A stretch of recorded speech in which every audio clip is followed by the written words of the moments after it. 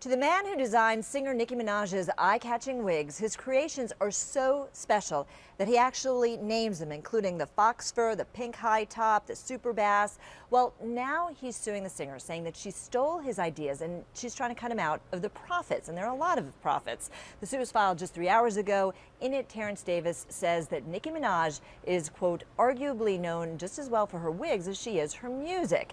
Well, even by Hollywood standards, this suit really does stand out. And we want to talk with our entertainment correspondent, Nichelle Turner, and also our legal team, Sunny Hostin and Joey Jackson. First, Nichelle, what does this suit allege? Because this is serious. I mean, you think of Nicki Minaj, you think of that hair, you think of that style, you think of that whole person. Yeah, I mean, the whole package is kind of what made her. This is a $30 million lawsuit. So while people think you're talking about hair, it really is big business and big bucks. And Terrence Davidson said he was her hairstylist and her wig designer from 2010 to 2013. He also filed this suit in district court today, like you said, in Atlanta. He alleged that not only did she steal his wig designs, but she also cost him a potential reality show deal that he was discouraged from pursuing. He's asking again for $30 million. You know, I know that you're going to talk with the legal folks about the legal issues, but just to put this into context a little bit, her debut album was released in 2010, and as big as that record got, she also became famous for her flamboyant looks. I mean, we're seeing it right there on the screen. Absolutely. And we talk about hair, and you might think, what is this about? We're talking hair, but this is a multi-billion-dollar industry. Listen, I'm an African-American woman who wears weaves, wigs, her own hair. You know, if you're wearing a good wig, they're thousands of dollars each one.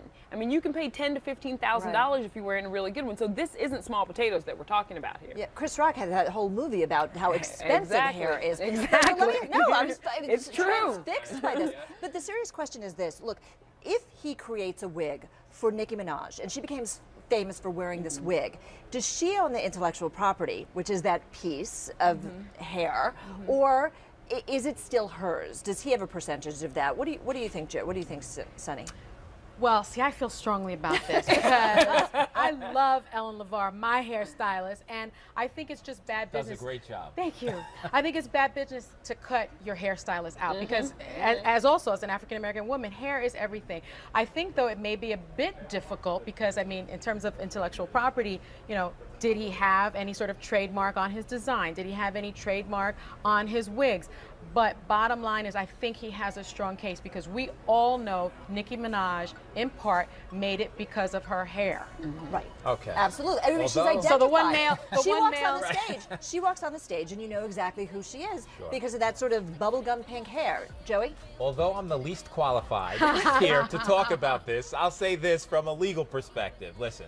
There's something called unjust enrichment, and what does that mean? It means that if she's formed her image, her reputation, her likeness, and everything else as a result of the good work that he's done, and as a result now she cuts him out of that process, particularly, Deb, when there was going to be a joint venture between the two. And maybe they had an agreement. Absolutely. That leads to a larger issue of whether or not he should share in the proceeds, and with the agreement, Sonny speaks to the issue of an implied contract. And that means that if they really were going into this venture and she said, well, you know what, wait a second, let me do this on my own, it becomes problematic because she misappropriated what rightfully was his. And it sounds like what if it's verbal? What if it was a verbal agreement? Does it Sometimes still count? verbal contracts are enforceable. And again, you can't cut out your hair and make people. Yeah, you know, and that is wrong. That is so fundamentally wrong. She has made a mint off of her hairline, too. I mean, she really has made a lot of money off of it. So what do you think? I mean, do you think that she just comes off looking really bad and wrong and cheap, I don't like for lack of it. a better word? I think based on the dollars involved, I don't know that she cares how she comes off because there's so much money here. But I do know